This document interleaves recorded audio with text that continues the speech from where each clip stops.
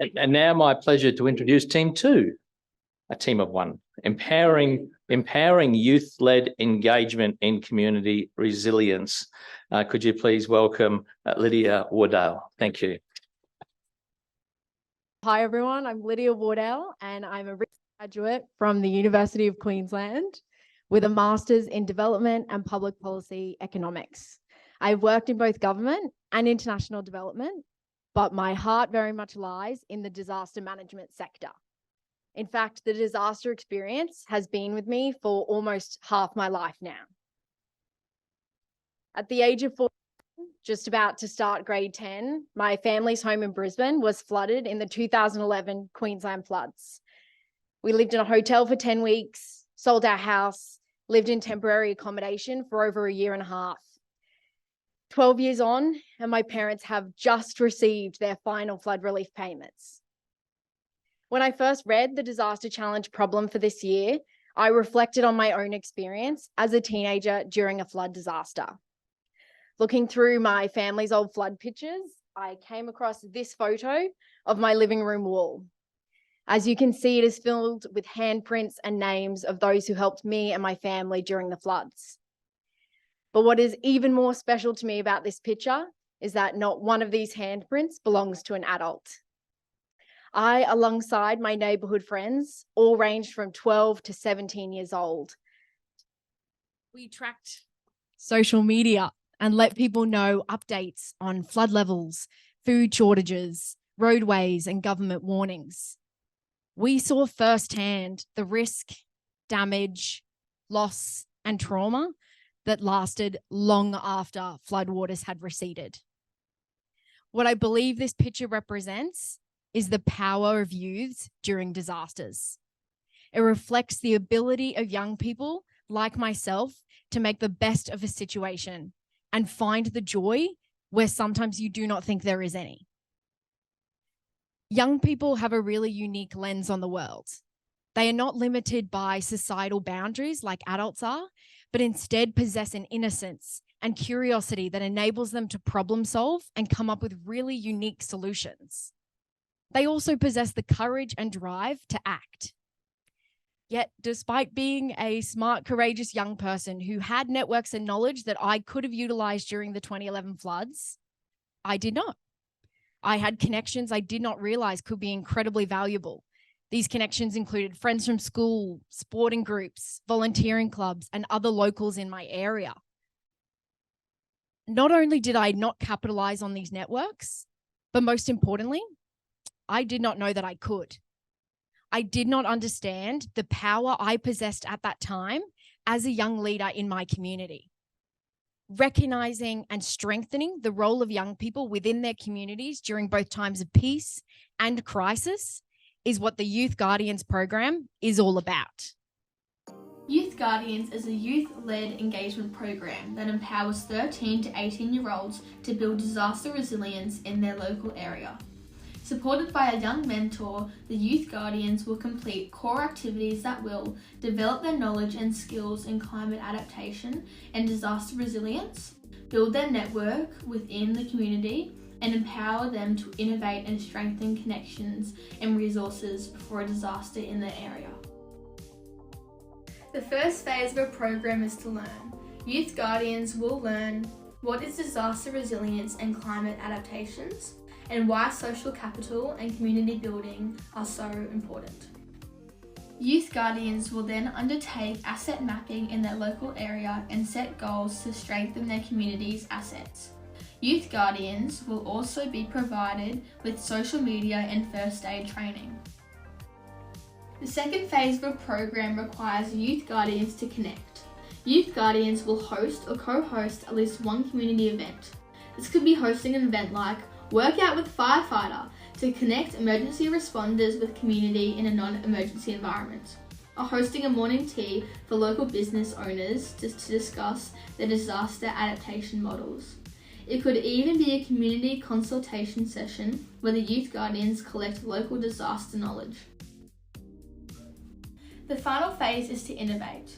From their knowledge, experience, and consultations, the youth guardians will choose what their area needs and where they can capitalise on their community strengths. Youth guardians can engage in optional training like hazard mapping, urban design, animal disaster protection, or even artificial intelligence. They will be supported to run more community events, more training, and more community consultations. Instead of overhauling the school curriculum or pursuing an expensive roll-out campaign, Youth Guardians is an optional after-school program that requires minimal advertising or startup resources within schools and local communities. The localised nature makes Youth Guardians an adaptable model that can take place in either urban or rural areas in any country. The Youth Guardians can be as big or as small as required. The scalability is what is reflective of the purpose and objectives each group identifies within their area.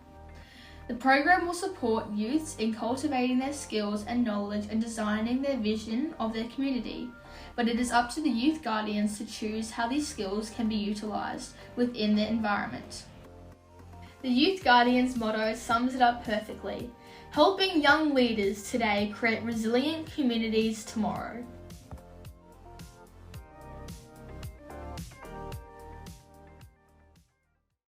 For why the Youth Guardians program is needed and needed now. First, social cohesion within urban and metropolitan areas in Australia is low. In fact, a recent study has shown that 68% of the Australian population possesses a low to moderate capacity for disaster resilience, with most living in urban and peri-urban areas. With the United Nations predicting that 70% of the world's population will live in cities by 2050, we need to take proactive steps to strengthen and maintain strong social capital and encourage and propagate empowering attitudes within communities today. This needs to be addressed at all levels of society, with inclusion from different cultures, genders, professions, and age groups. Second, we know that climate anxiety and doomerism is on the rise. You only have to turn on the TV or social media to see disasters around the world, changing weather patterns, political debates, and general apathy.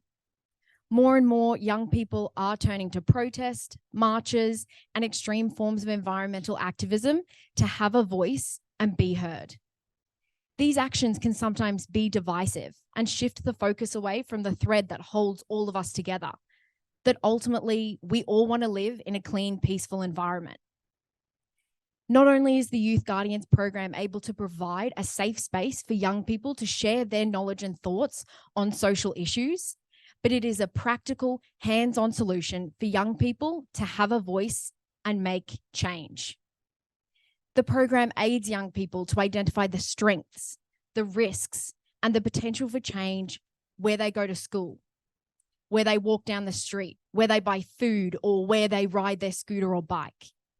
It brings an often overwhelming topic back to the mundane areas of everyday life, yet its impacts can be anything but. My third and final reason that we need the Youth Guardians program is that there is limited engagement between the emergency sector and youths of this age group. Ask any person and they will likely remember the day a fire engine came to their preschool and they were taught to stop, drop and roll, or when the police officer taught them to dial 000 in an emergency. Why not keep the engagement and fun of these interactions going within the later adolescent years? Existing models for young people, such as the Australian Youth Climate Coalition and School Strike for Climate, are evidence of the desire of young people to be actively engaged and committed to discussions on the changing climate. However, unlike these programs, the Youth Guardians has a localised, adaptive and disaster resilience focus that encourages them to be a proactive part of making change by utilising their unique skills as young people to connect and innovate. Now, you might be wondering, how does the Youth Guardians solve the wicked problem of innovative connection of people and resources? One of the benefits of the Youth Guardians is that it helps connect people who may not otherwise be connected at all. Through training and consultations, the Youth Guardians will have the opportunity to connect with new people in their community, but also give an exposure to academics, the emergency sector, governments, community development organisations, and other young people. In addition to these new connections, the youth guardians can actually help expand existing ones. For example, let's say the youth guardians have consulted with their local fire service, who have advised them that the fire service wants to get information out about emergency kits into their area.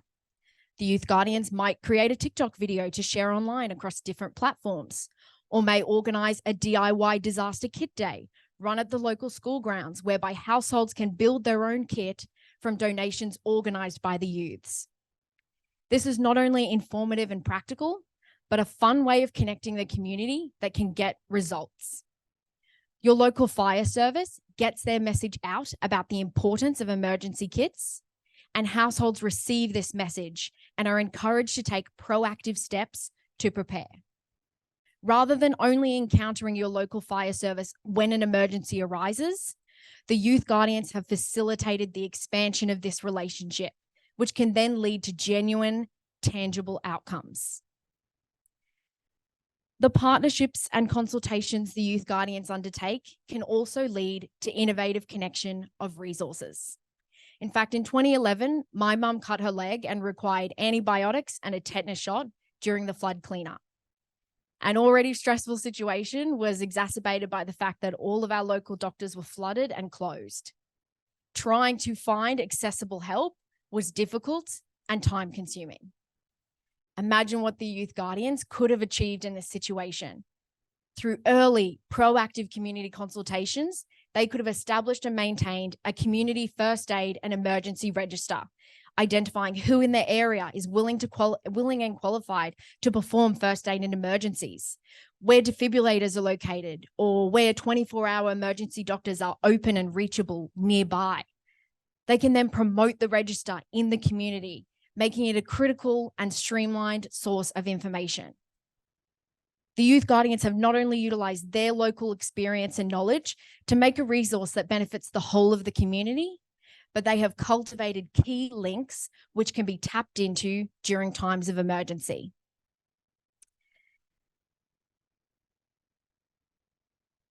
The Youth Guardians is innovative because it advocates for and with your community by utilising the power of young people. The program takes a holistic and pluralistic approach to community risk assessment, preparation, and reflection of disasters and emergencies. It is tailored to what your community needs and wants. The Youth Guardians will gather knowledge and information from the people who live and work in their area. This information can then be used to guide the Guardians on how to make our community stronger from the people who actually live alongside us. This place-based awareness means communities are more likely to be engaged and shift attitudes and behaviour from reactive to proactive in the long term. It also provides young people the opportunity to share their knowledge and ideas on climate change, natural hazards, and emergencies. Knowledge that is rarely, if ever, considered in policy and governance. They can connect with like-minded people and achieve manageable outcomes where their efforts are directly connected with results. I propose to run the Youth Guardians as a 12-month pilot program in my local area of the Brisbane City Council region in Queensland. I'm currently in discussions with my old school to run a pilot in partnership with them as an extracurricular activity. Funding for the program will be obtained through applying for community grants through local and state governments. I have actually already been in contact with my state and local government representatives who've both shown support for the program moving forward. Should the pilot be successful, I would be looking to expand to other schools in Brisbane initially, before expanding the program to other schools in Queensland and then across Australia. Regardless of where young people live in the world, whether they suffer loss themselves, volunteer to help, or see it on the news, they are going to be exposed to extreme weather, natural hazards, and disasters. Therefore, just like maths, English, and science in schools, we need young people with the fundamentals to understand what is happening in their world and how they can be a part of its solution. They need to be equipped with the tools on how to utilize their own network to make change, how to communicate their knowledge and ideas, how to prepare and respond, how to adapt and live in a changing climate, and most importantly, why they are powerful leaders. Youths are a creative, innovative, and courageous part of all of our communities. With sufficient support, they can be encouraged to take meaningful and innovative change in their areas. This is the aim of the Youth Guardians program. Let's help young leaders today create resilient communities tomorrow. Thank you, everyone.